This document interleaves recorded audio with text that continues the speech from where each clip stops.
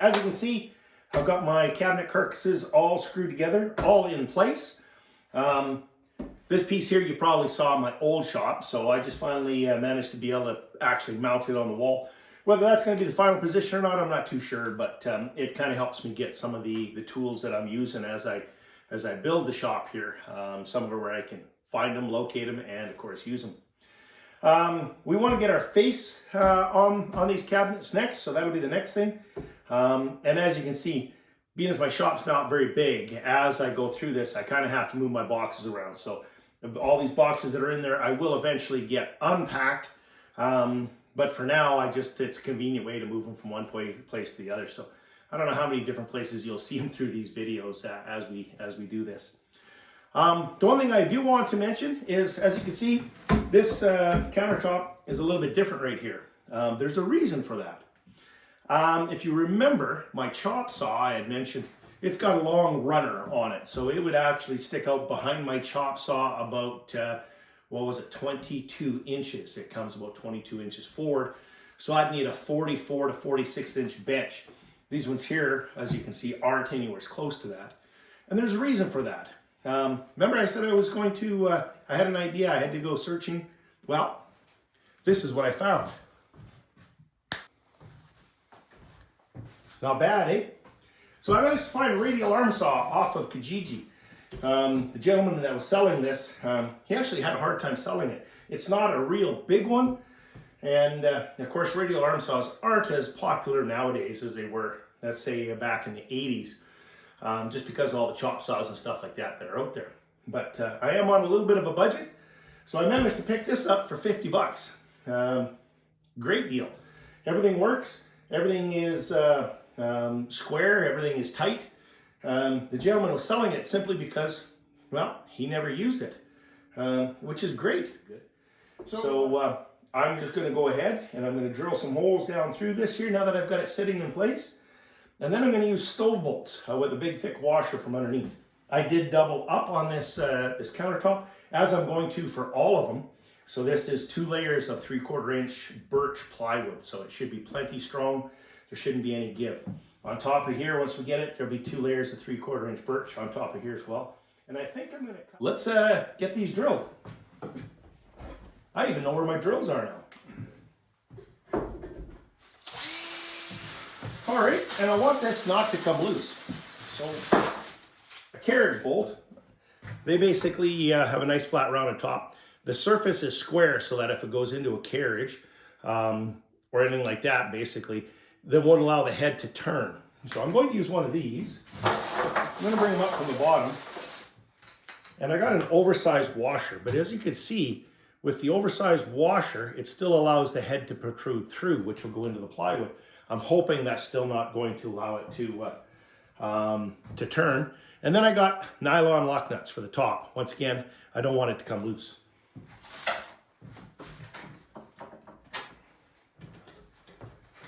All right, that's not going anywhere. Woo!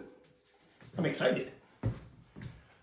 Okay, so now that that's mounted, I think what we're going to do is we're just going to fill this in. And of course, I can just cut a piece to fit in here.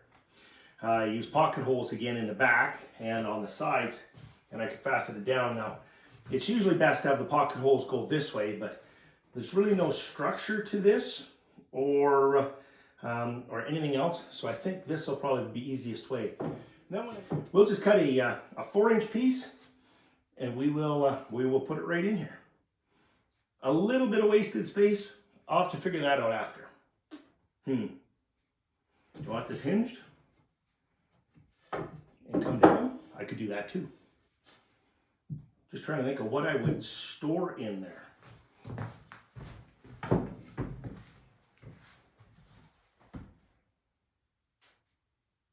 For now, I think that's going to be a little bit of wasted space, but it's worth it. Well, I couldn't do it. And like a lot of my builds, they get modified along the way. So I just couldn't accept all of that wasted space. So what I ended up doing is I'm going to have a drawer on both sides. It's not going to be a very big drawer, but it's going to be long enough. So I figure If nothing else, I can store my brad nails, you know, maybe my pencils, things like that in there. But I didn't want to have that waste of space. That's one of the things that I said when I went through this shop. I have to make sure that I use every possible available location I can, and just not doing it was too easy. It was an easy get out. It's going to need a little bit more fiddling around for the front and the faces, but it'll be worth it in the long run. Now I feel a whole lot better that I'm using both sides here for a little bit of storage. I'll go ahead and get all the pocket holes drilled in these, and then we will get them fastened into place. Much happier. There we go. With the help of a little YouTube magic, we've got them all put in here, and I've got a drawer on each side. So once again, not a whole lot more room, but try to make every little bit available. I think this actually going to work out better as well, because the saw originally had these brackets that would go on the side to adjust up or down for the height. Now I can put a square on here and it comes straight across. Everything is perfectly even and level. And I think this is going to provide more support than the brackets that came with the saw. They'll end up tucked inside there somewhere else. So when we left off, we got to put our face on here now. So normally what we would do is we would overlap this edge, you know, 1/4 of an inch, 1/2 inch or something like that. But being as I want to keep everything as open as I can, I'm just going to be putting, so 3/4 inch plywood, I'm going to be putting a 3/4 inch piece on the front. The reason I'm doing this and not just leaving it the plywood is A, the slivers, B, it does finish the plywood and everything off, and it will actually preserve or lengthen the lifespan of the cabinets. Okay, we've got all the upright ones cut out. They'll all fit on there. These ones, I know I said before that if I was to ever move, I'd probably leave all this behind, but just in case, I made these ones here in 2 pieces, but I used the grain, or I matched the grain of the board up so that they'll go on there. So if I ever have to do move and decide to take them with me, these 2 cabinets here will come right apart. Be a whole lot easier to move. Now all we got to do is glue them and brad nail them into place.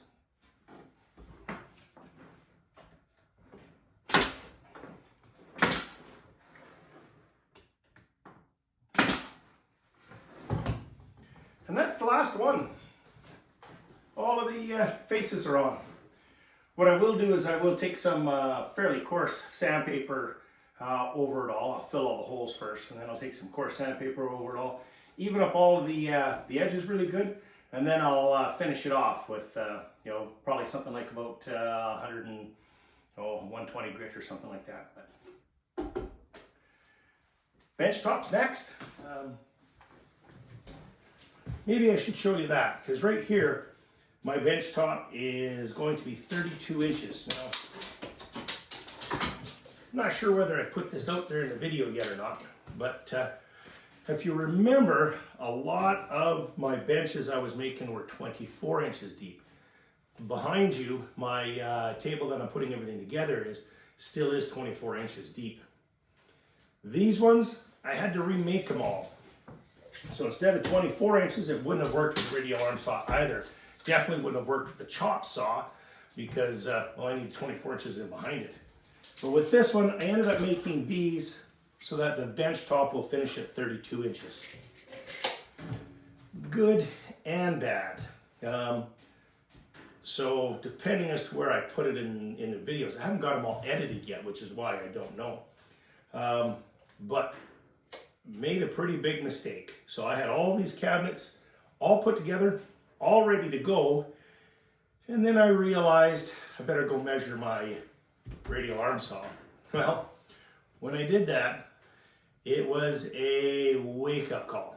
So all of my 24-inch cabinets were going to work out here. But the good news is I got all new cabinets in my gun room downstairs now. So the silver lining, I guess, is I was able to use all the cabinets. I did want to build new cabinets for my gun room downstairs eventually anyways.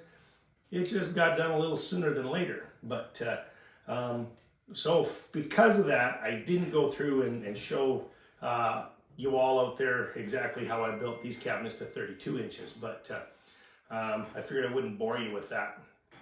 So anyways, not everything always goes according to plan, and you don't always necessarily see it on camera, but I will show you. In fact, I'm going to speed this up. So I'm going to speed this up 6 times, but here's what that aha moment looked like.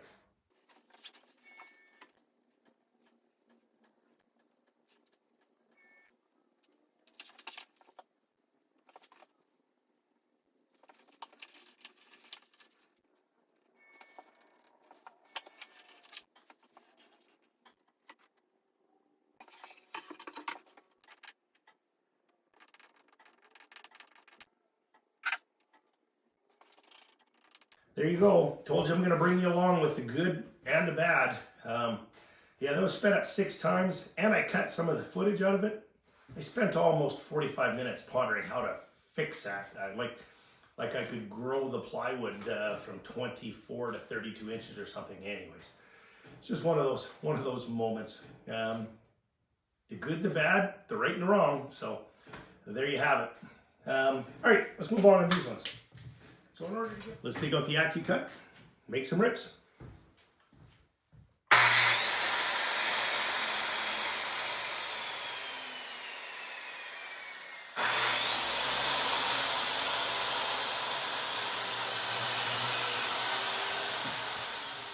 Coming.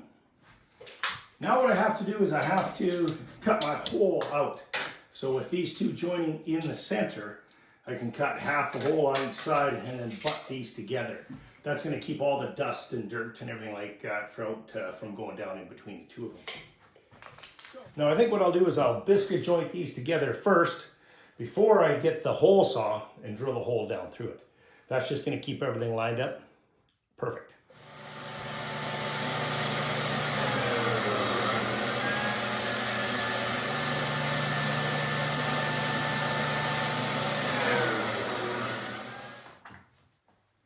Okay, it's that simple. Let me see if I can bring you in a little bit closer here so you can kind of see. So now you can see the joints. The biscuits will fit right in those joints. Same on the other side, so they fit together perfectly.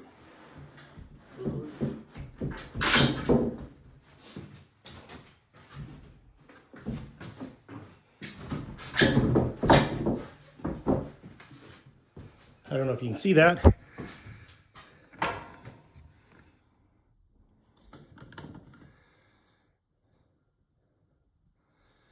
That's lined up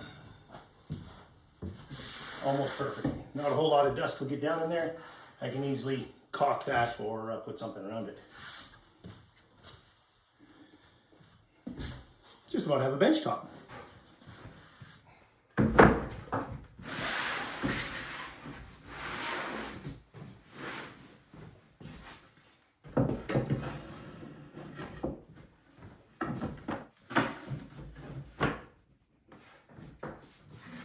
Let's get it all pulled apart and glued in place. I want this to be a rock solid bench top. So when I said I was going to glue everything, I meant we're going to glue everything. Let's get this piece ready for the top one.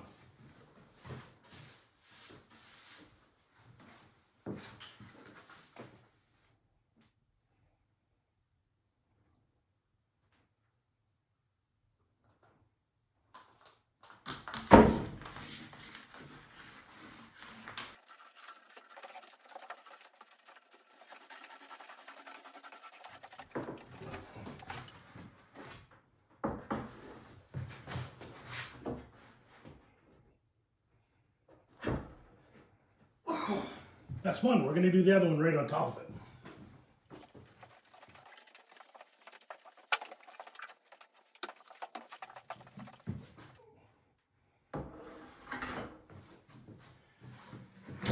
Now I need weight.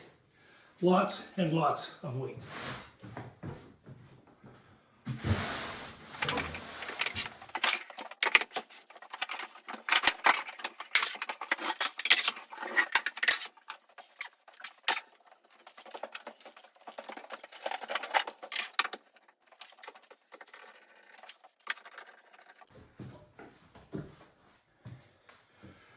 Think that's got her?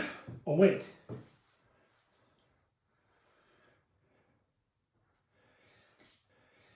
Now we'll let that dry. Just the right amount of weight. Well, just to show you that not everything works out the way it should. The two big benches worked out absolutely awesome. So we put all the weight and everything on there. I think it was that little block that really gave it the extra weight. But with the smaller bench here, this is my build bench, you can see when I took the clamps off, the glue did not stick.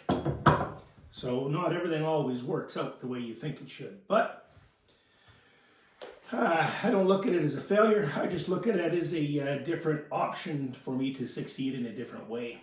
So what I've done is I've drawn a grid on here. I've turned it all upside down. This grid is on the bottom. I'm just going to countersink and screw the living dickens out of this. Let's get going on that one.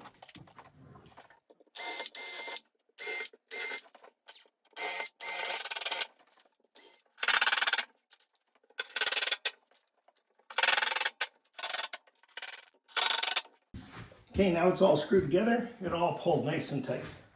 So, and we can start putting our edging on just like we did the other side.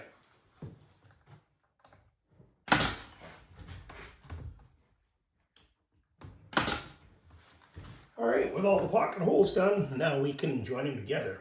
Gonna do it the same way. We're gonna use Craig 1¼ inch screws, both sides with all of the dovetails up to the bottom. Once again, I'm going to glue everything.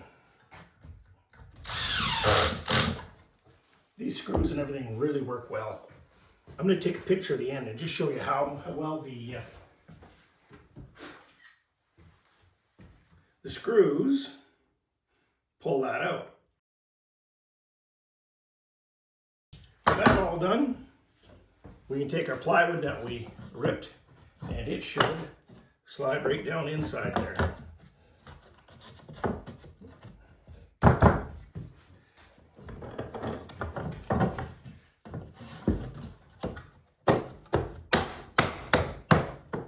And that we will glue, and we're going to brad nail it in from the side. But that gives us one drawer. Got glue on my bench already. I haven't even got it put together. We just do the same for all the rest now. That's got all the bottoms in. Next comes installing the hardware.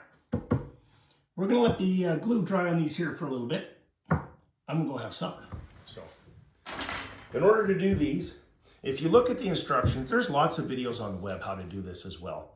I kind of read through the instructions, and basically what the instructions say is take the center of your drawer.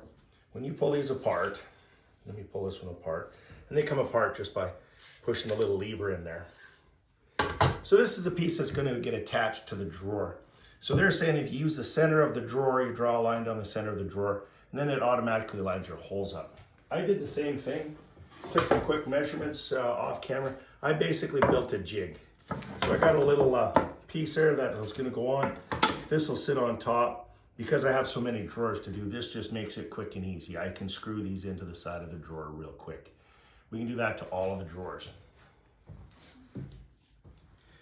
Now, the instructions also said on the mount, the piece that you mount to the cabinet, they want it recessed in about a 1/16 of an inch. On the drawer, they want it recessed in about an 1/8 of an inch. So I'll set that back. Oh, and Phillips screws. Have I mentioned I really don't like Phillips screws? So set this back, and then we can just drill it into place.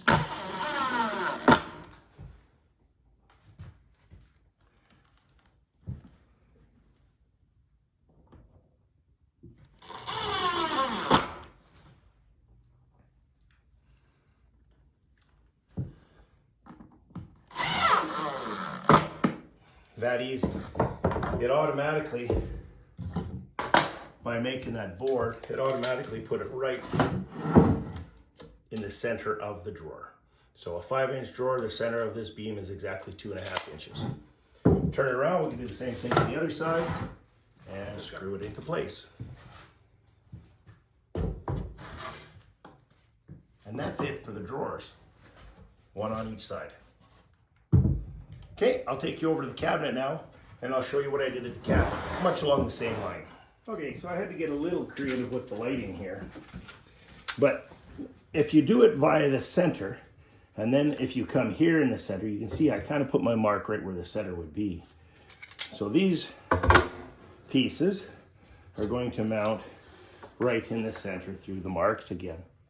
Now I could have made a board to go here, but instead I made a couple boards that will go all the way down to the bottom, and these will rest on it front and back. So that way I know that it's going to stay parallel. And then I can just screw that right in. Now because I have my countertop on, oops, I actually got to crawl inside. Smaller cabinets, obviously, you would not be able to do this. Now, we just do the same to the other side.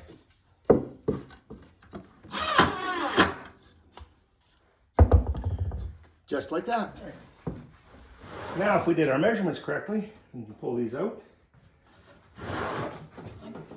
Get ready to line the drawer up inside.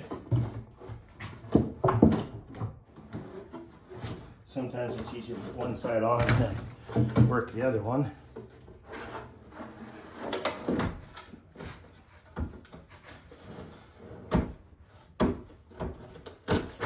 Oh, there we go. Slide it in so to get to the locks. Just like that.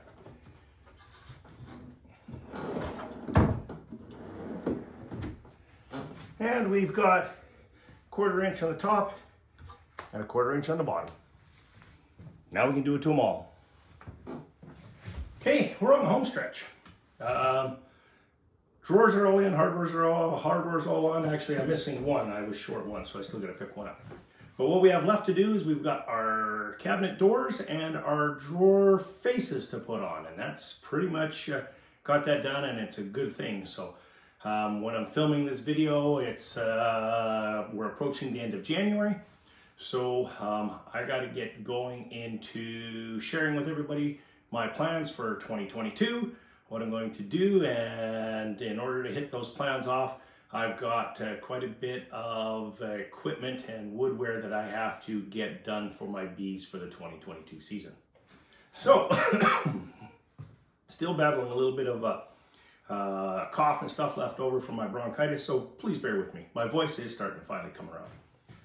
Okay, so with all our pieces cut, now what we have to do is we're going to get them dadoed. So I've got all the pieces cut for all of the drawer faces and all of the bottom doors. What we're going to do is we're going to run a 1/4 inch dado down the inside. I did one here just so you can kind of see. So the idea behind this is our plywood is going to slide in there, and it's actually going to give us a nice recessed door front. So we can dado all of these. So once again, these are all the pieces for the doors, or the doors down below, and the drawer fronts.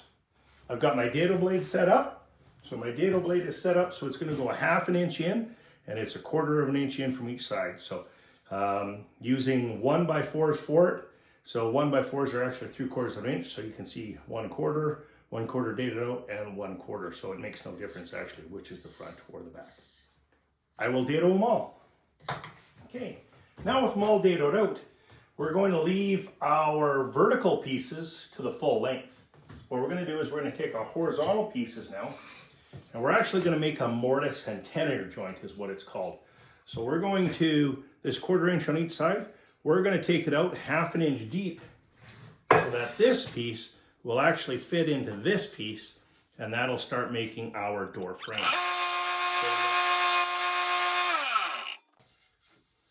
So this is what we end up with, and it is going to fit right inside this joint if we did everything correctly,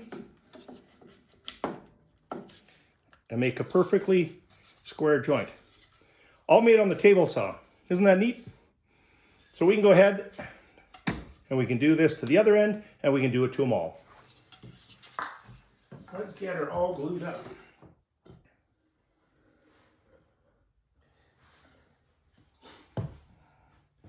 And then we can literally just start putting it all together.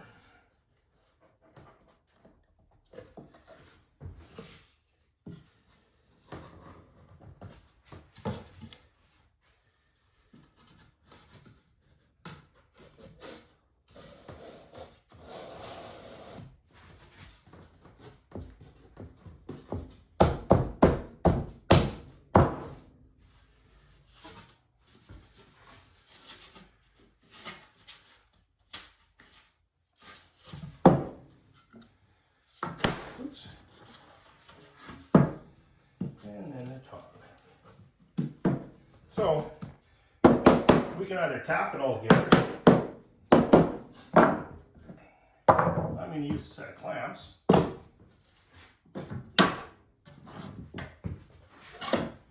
Now, typically these cabinets,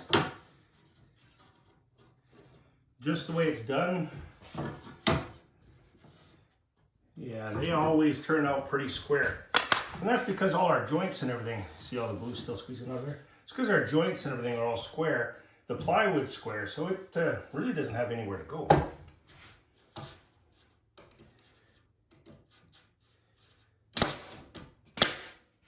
I'm using 5/8 brad nails.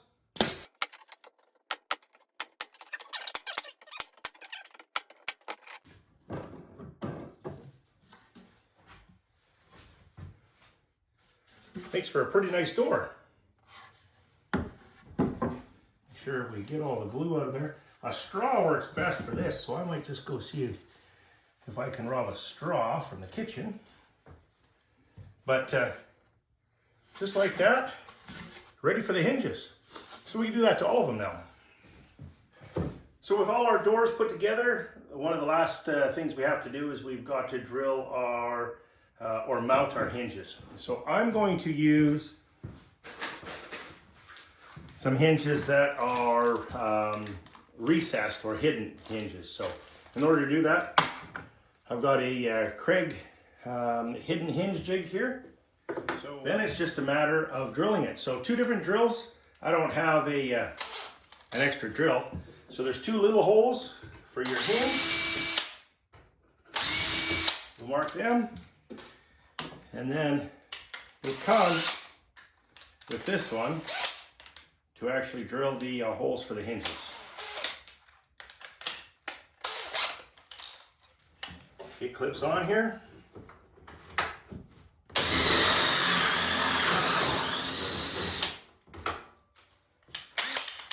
It's that easy. We move it on down to the other one. It makes a really nice hole. So it just snaps right in there. The hinge holes line right up. The pin holes line right up. And you can see it's flush and a really nice tight fit. I really like that jig. And it was only 40 bucks. So for a $40 jig, it sure speeds things up. We can do it to them all. So one of the last things we've got to do before we mount our hinges is sand all these down and get them painted. As you all know, any of the projects I do, I take my time in the finishing. So I probably have, with all the cabinets and everything here, I probably have a couple days worth of sanding before I get around to mounting the hinges, mounting the doors, and then getting everything finished up. So until then, once again, thanks for watching. Thanks for joining me. As always, don't forget, if you like these videos, please give me a thumbs up. Hit that subscribe button down below. And of course, if you hit the bell, then you'll get notifications of any videos that I upload in the future. So until then, take care. I'll be here sanding.